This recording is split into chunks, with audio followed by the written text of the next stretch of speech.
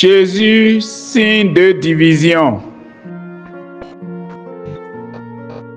La rencontre entre Dieu et l'humain, signifiée ici par Jésus et les Juifs, révèle déjà son visage de combat.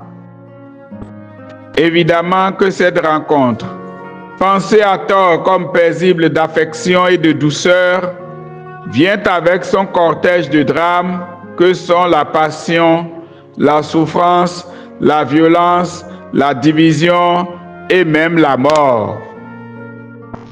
Pour aujourd'hui, l'Évangile pointe du doigt la division au sein même des auditeurs de Jésus.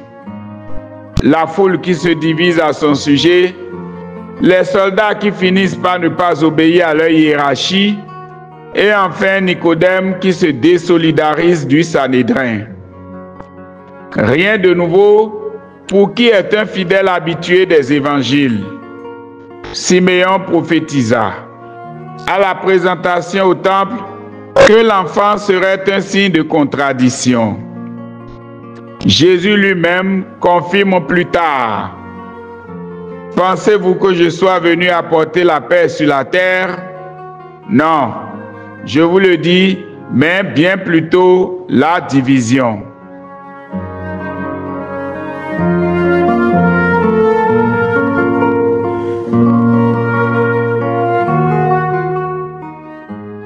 En vérité, à l'écoute du message du Christ, personne ne reste indifférent.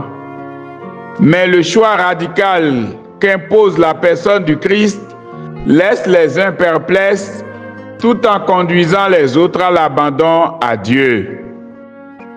L'origine de Jésus est l'une des causes de division les plus spectaculaires.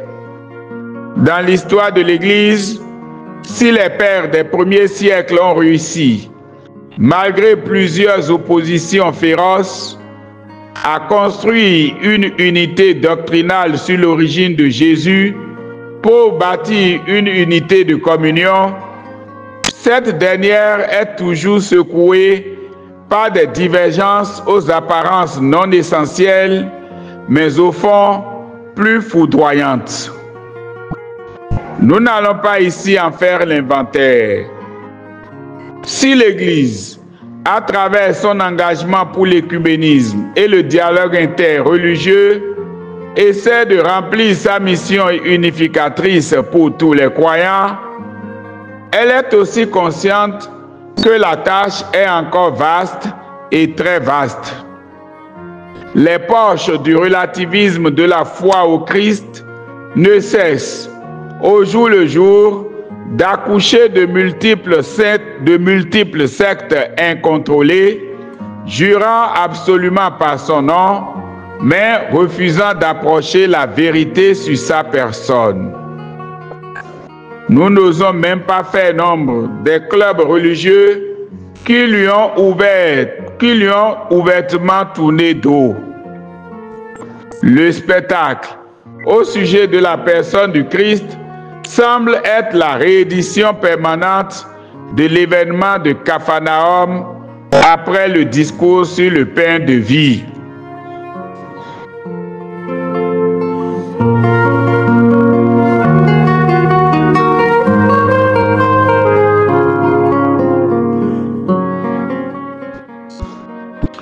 Pour notre part, en nous appuyant sur ces passages de l'Évangile, au sujet des agitations sur la personne du Christ et revisitant l'histoire de la foi chrétienne, nous ne rêvons pas d'une unité empruntant tous les particularismes humains, culturels, sans oublier les intérêts égoïstes qui pourraient aussi s'y inviter.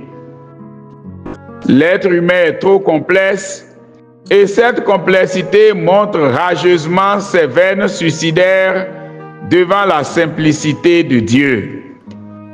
L'attitude communautaire devant ce Capharnaüm confessionnel consistera à poursuivre les efforts en faveur de l'écuménisme et du dialogue interreligieux tout en insistant sur la synodalité.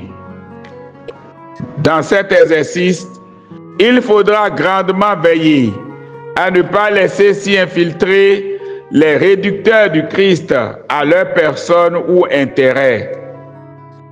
Autrement dit, ce ne seront jamais nos particularismes qui dessineront l'identité de Dieu, mais à Dieu d'y voir ce qui est sien. On ne vient pas à Jésus pour réussir à en repartir tel qu'on est venu, mais pour se laisser transformer par lui. L'attitude individuelle doit s'inspirer de celle communautaire sans se laisser phagocyter par le mouvement de la foule ou la mode confessionnelle. Les soldats ont osé revenir rendre compte de leur émerveillement devant la parole du condamné, tandis que Nicodème indexe le principe de la loi. En toutes circonstances de remise en cause de la foi, chacun est appelé, quelle que soit sa position dans la hiérarchie, à laisser l'esprit lui inspirer la conduite à tenir. L'esprit de conseil n'a jamais été l'apanage de la haute classe. En conclusion, l'adhésion vraie à la personne du Christ n'est jamais portée par les a priori, mais par l'ouverture à la simplicité de Dieu. L'Esprit Saint y trouve alors son compte et nous modèle à la ressemblance de Dieu. Il est nécessaire de se préparer à vivre des contradictions et divisions, car la complexité de l'homme redonne à Dieu une multitude de visages. L'homme finit par se dépiécer et se disloquer lui-même dans ces multiples visages qu'il donne à Dieu. Saint Joseph, aux côtés de Marie, ne s'est pas lassé de sa propre simplicité, malgré la grandeur de la mission à laquelle Dieu le convie. Aux côtés de son Créateur, qui lui laisse son éducation humaine, il se laisse définir par la simplicité de Dieu. Le Seigneur soit avec vous.